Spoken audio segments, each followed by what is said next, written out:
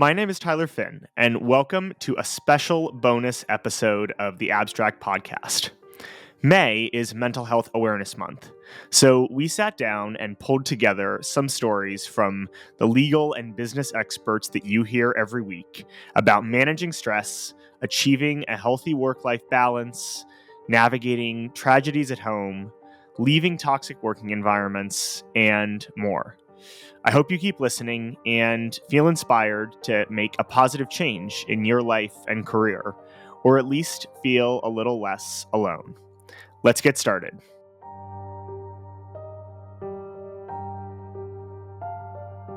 Here's Ryan Nier, General Counsel at Nova Credit, on navigating imposter syndrome and feeling like an outsider in the legal community. So when I moved to San Francisco, I didn't even have a job. I was chasing a girl, and I didn't have this job. And I interviewed at Paul Hastings thinking that I was interviewing for an employment law job. And it was midway through the interview with Ned where it became obvious that, at this time, this was like 2005. So, I was responding like a newspaper ad or something. He came out in the interview. This is not an employment thing. I acted cool, or maybe at the time, and I was like, "Oh, of course." In my head, I was like, "Oh shit, this is not employment law." I didn't even know what employment law really was, and so it was litigation. This is a litigation job, and I was like, "Okay." And they mentioned they had this big case that could be its own podcast. He didn't mention it by name because it was secret at the time, but he told me about this case they wanted me on because I was a software developer in the past, and this case was going to hinge on software development. And so they really wanted someone with expertise. And so by the time I came in, that case had settled. But I came in and they're like, "Just kidding." And my first project was 100 bankers' boxes of documents, mostly in Chinese, that were dumped after an appeal where the client had fired their law firm and hired us. And not me, but hired somebody. And I was the one who was given it. And so I was one associate, and I was given 100 bankers' boxes full of documents that were about the development of an acetic acid manufacturing plant that were somewhat in Mandarin Chinese. And I just was like, okay. So I was excited. In many ways, I was so focused on the work and the problem solving that I was like, all right, let me get a translator. Let me figure all this out. And I was like a beautiful mind in there, man, with red string, trying to connect the dots of this trade secret case and who stole what and when and whatever else.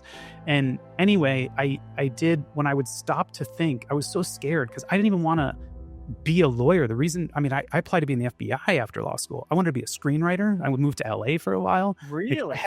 I was trying to do anything in some ways. It wasn't that I was scared of the law necessarily, but I thought, I don't know if this is my passion.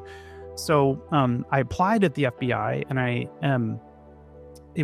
been working at Paul Hastings for a couple of months, and the FBI got in contact with me, and they were like, "Hey, are you interested?" And I was like, I was like, "Wait, what?" And they had sent my materials to San Diego instead of San Francisco. And I guess the San Diego FBI regional office was trying to get a hold of me, and I didn't live there. So anyway, I at that point was like, all right, I'm staying at Paul Hastings because this is I got a bonus to come here. I don't want to claw back. Like, I guess I got to do this. And I have this memory of going to a partner's house for a poker tournament. I grew up on a farm. Like, I grew up when I was for the early part of my life, upstate New York for half my life, half my childhood. And the other half was in rural Florida. And so I didn't know, I'd never tasted wine. I didn't know anything. And so I was at this party, and someone handed me what I've come to learn now is a tamale. And I just put that bad boy right in my mouth. And with the husk, I had no idea. And two people looked at me. In retrospect, it's so funny. And two people looked at me, and they assumed, I think, that I was being funny. And then I just kept chewing. It was like I was eating a shoe. And then, because they were mini tamales. And anyway, I eventually grabbed a napkin and spit out this tamale. But I felt like, man, I remember going through interviews, and the reason I was so excited about Ned, who's an incredible human and one, my biggest mentor, was I looked at him and I thought, this is the only person I've seen. And just a brief background on Ned. He grew up he was born in an internment camp. He's Japanese. Oh, wow. Born in an internment camp, grew up on a farm. And he was the first person I looked at and was like, I didn't grow up in an internment camp, but you're kind of like me. I could maybe see myself in you somewhat. And that was the first time that I had seen in any of my legal interviews or what I had done where I was like, this person, I can see a little bit of myself in them. Mm-hmm. And so in this moment, I think with the tamale and everything else, I definitely had this imposter syndrome. I mean, I had it all throughout my career, but I just focused. I think I just did a lot of heads down, focus on the problem, and just solving whatever problem was ahead of me, and paying off my crazy bills, and like just moving one foot right in front of the other. That I never, when I came up to breathe and looked around though, I was like, man, I don't know half of what these people are talking about. I didn't, I remember they gave me a, whatever Kate Spade's brother, Jack Spade, they gave me a Jack Spade bag. Oh, yeah. And I immediately sold it because I was like, I don't need this. Like, why? I got like $160 for it. And I was so excited because I was just like, I don't need a fancy bag. I need money. So I just think I was very different. I cut my own hair. I don't know. I didn't know anything of what I was doing. I owned one suit at that point in my life, and it was green. No one told me, like, if you're going to get one suit, don't make it green. So I was going to every meeting and I had on like every interview, every wedding in this like olive green suit. I didn't know anything. So yeah, imposter syndrome. I still like, moments in my career now still, or all the time where I'm like, I think there are a lot of tasks I have to do on an everyday basis where I go, that's not my bread and butter. And I go, God, everyone seems to know what they're talking about this, and I don't. And I think what has gotten me through it is just like put my head down and focus on the problem, and don't pop my head up for long enough to be like, I don't know what I'm doing. Next up, we have Joe Sullivan, former chief security officer at Uber, Facebook, and Cloudflare, on managing the stress of a federal indictment. I never believed it was going to come because I'm still fighting the case. It's pending on appeal, and I still believe I'm going to win. And it's taken some turns that I think are going to help it get there from a legal perspective. But I was talking about it with my attorney, because I was terminated. Like I said, I was let go in the fall of 2017, Thanksgiving week, in a very sudden kind of rude way, and then I went to work at Cloudflare. I probably felt worse after I was terminated from Uber than I felt when I got indicted, just because it blindsided me so much, and that the company was taking the view that it was on it. And so I knew for at least a year before the indictment. Well, first it was a criminal complaint I was charged with, and then they did an indictment later. So I learned about the criminal complaint the same way I learned that I was getting fired from Uber, in the news. Press release? Yeah, the U.S. Attorney's Office and the FBI did press conferences. They didn't tell me they were going to charge me on that day. I was sitting at my desk working for Cloudflare, working from home, because it was August of 2020. Yeah, so it was 6 months into the pandemic. I was sitting at my desk working.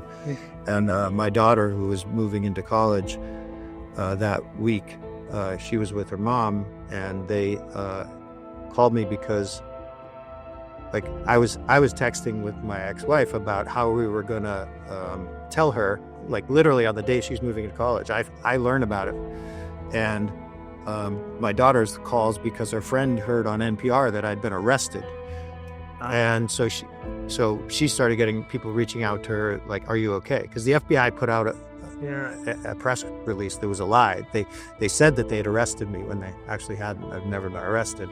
I don't know why they did that. After I asked them to retract it a few weeks later, and they did.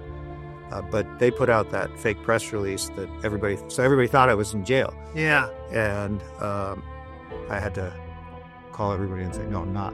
I'm okay. It's quite a typo. So it was, so that was a pretty stressful thing. But at that point, I didn't believe it was going to happen, because I knew what it was like when I was a federal prosecutor. Like, we had 1 million cases we could do, and I only did cases where it just felt like, honestly, it felt like it was a slam dunk, each case, because you could pick from so many different levels of guilt, so to speak.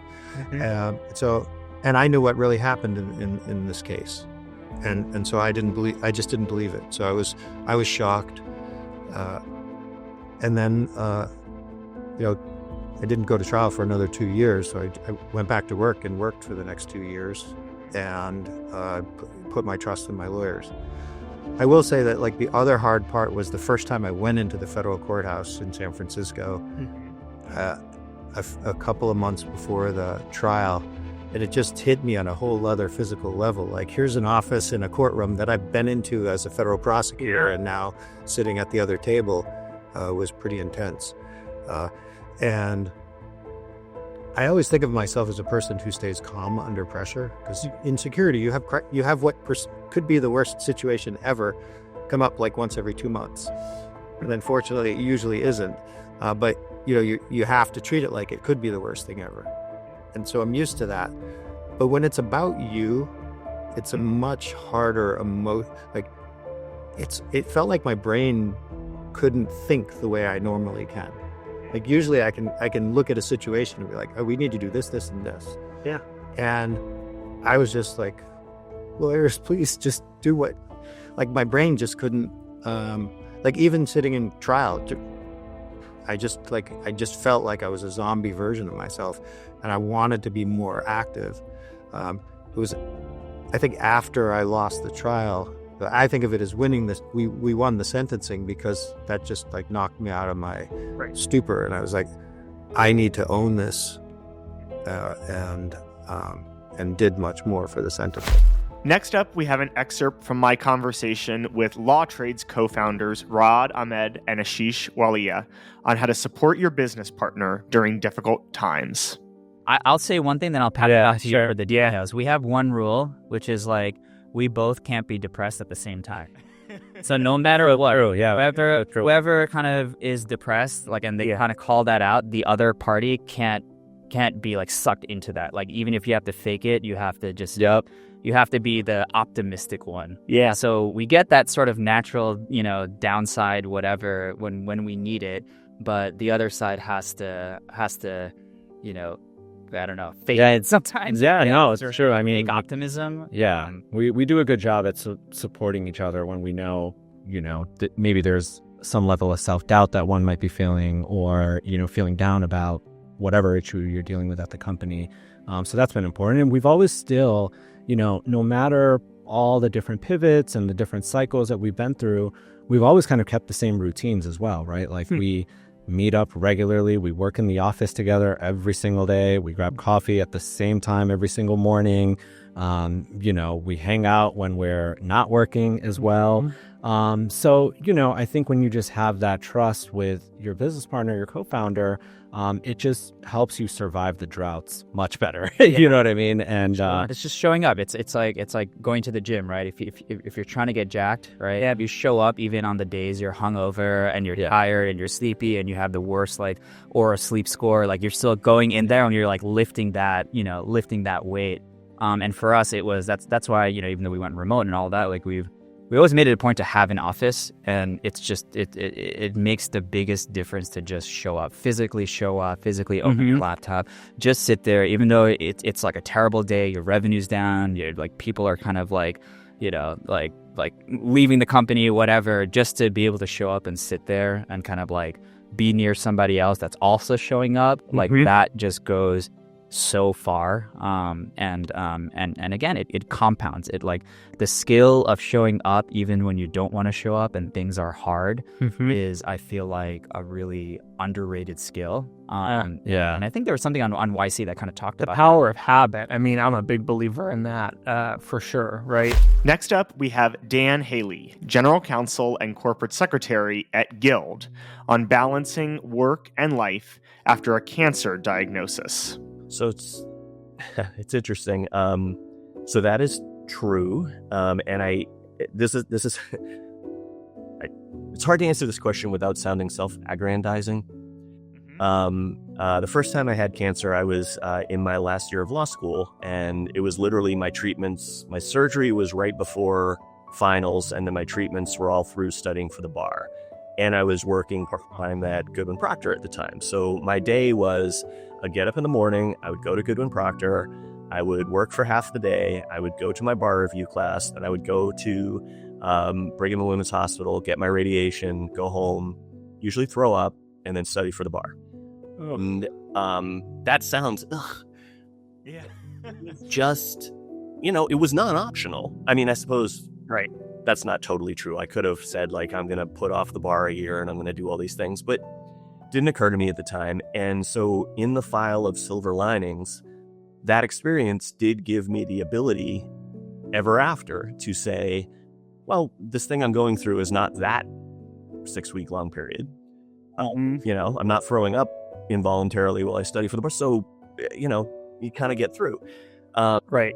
And I don't know, like, you can't visit the alternate reality, where I can't visit the alternate reality where I didn't go through that. So I don't know how much of my work ethic or whatever stems from that. I suspect a pretty good chunk of it. And so to circle back to your actual question, yes, people ask me that. It often comes up in the context of I do endurance events sometimes to stay in good cardiovascular health. And so I've done a couple of Ironman triathlons, and that requires you get up at like 3 a.m. to do the training. And how do you work that into your work schedule? And, gosh, I'm too busy, you must. And I always say, actually, I'm probably at my best when I'm training for something like that, because it wanders the mind, it creates, the imperative to like actually use your time deliberately, and that goes for family time and social time and all that too. And having a goal is just having an ostentatious goal. It's a tremendously motivating thing beyond just the goal itself. Here's a clip from my conversation with Zoe McMahon, head of legal ops at HP, where we talked about mindfulness and bringing parts of your personal self into the workplace. For someone that has been at the company for 30 years, I'm a VP, I'm an executive, I'm successful, but I'm human, right? And I think, we all have, or I'm going to speculate that many of us have self-doubt at times or nervousness about situations. And I'll give you an example for me that's very real right now. I care a lot about mindfulness practice, and I think it's a little bit missing in the workplace, sort of recognizing, just a little bit of calm. But to actually speak up and say that to people at work without them going, are you crazy? There's a little bit of like trepidation about it. But, I have seen by experimenting a little bit, by being brave and sort of dropping it in from time to time, like I've seen people respond and be, oh yeah, I like that too. And I think sometimes when people are brave and they bring perhaps an aspect that they care about into workplace, it liberates other people to do the same thing, as you were just saying in this Untold Stories case. And I think that's a really good thing, to bring our humanity. Yes. And particularly if we can be more respectful, more gracious to each other, bring ease. There is so much stress in a legal department. As we've heard at this conference, the demand for legal work is growing, the budgets are shrinking. Yep. There's not enough bodies you can throw at the problem. So along with efficiencies and skills and technology to drive those improvements, we have to have some corresponding empathy for each other as well. Sure. And so I think if we can all just take it down a notch and be nice to each other, I'm a big proponent of that. And maybe some might think it's a bit Pollyanna, but that's my story to bring. So here's a clip from my conversation with Laura Frederick, CEO at How to Contract, on the importance of seeing a therapist and how it helped change her life. Yeah, it's an area that's so important to me. And I didn't, I tell people I got my first therapist at 42. I didn't realize that I could change some of the ways that I approached, some of the ways that I processed and dealt with life. And I didn't realize what a positive impact going through therapy would have on every aspect of my life. And so before I started with therapy, I very much felt like the victim. I felt like my life had turned into this place and I'd reached this point and it wasn't my fault. I didn't do anything to make it happen. at least when it came to my personal life. My professional life, I felt in control. I have chosen these jobs. I've chosen this path. This is what I want to do. I'm where I deserve to be. Yeah. But on the personal side, it was like, oh, it's happening to me. I'm the victim. I don't know how to get out of this. And I didn't see how I had created all the circumstances. I had created the situation where I found myself in a failing marriage and just being unhappy and really unable to cope with the difficulties of life. And it was through therapy that I found how my thinking contributed to that. And that I wasn't seeing the role that I had. For example, the idea of owning your outcomes and owning where you are in life, and that none of us are victim. We're all making choices about where to be in life. And even though we feel like we can't make a different choice, we are making a choice even when we're not making that choice. You're choosing to stay in your circumstances. And I think the other big thing, which I think lawyers really struggle with, and I did as well, which was this idea of I can control the world around me if I just do enough work and I tell people what to do and I set everything up so it won't fail, then it'll all be good. And anytime things go wrong, it's because I didn't prepare properly. I didn't, do these things. And I had this sense like I knew what was best for everything that was going on in my world, the people around me, all that kind of stuff. And I had this great therapist who said, she's like, who are you, God? How do you know what's best for these people in your life? You have no idea. Maybe you are exactly the thing that's causing all the problems in your life. And if you would let go of you're trying to control everything, then these other people would be better off. And I just was like floored by that because it really challenged the sense of me trying to control everything. And it goes back, there's a great quote on it, that you didn't have control. I forgot, I don't remember the exact wording, but essentially it's you never had control, you only had anxiety. And that false sense of control, especially lawyers and people in the legal world, create for ourselves because we're overachiever types and we're used to making things happen and we're used to being the smart one in the room and telling everybody what to do. So it's hard to kind of take that version of ourselves that doesn't know what's going on and isn't in control and is just, all we can control is ourselves. So I think embracing that, and again, my number one career advice for everyone is get therapy early and often. My career, like the joy in my career, my ability to do a great job went through the roof once I got my therapy. I learned how to manage my emotions so much better. I learned how to really embrace the role as opposed to, being scared all the time, being worried and stressed all the time. I found so much more peace once I went through my therapy. So I can't talk about it enough. Thanks so much for listening to this special episode of The Abstract in honor of Mental Health Awareness Month. I hope you enjoyed the episode and I hope to see you next time.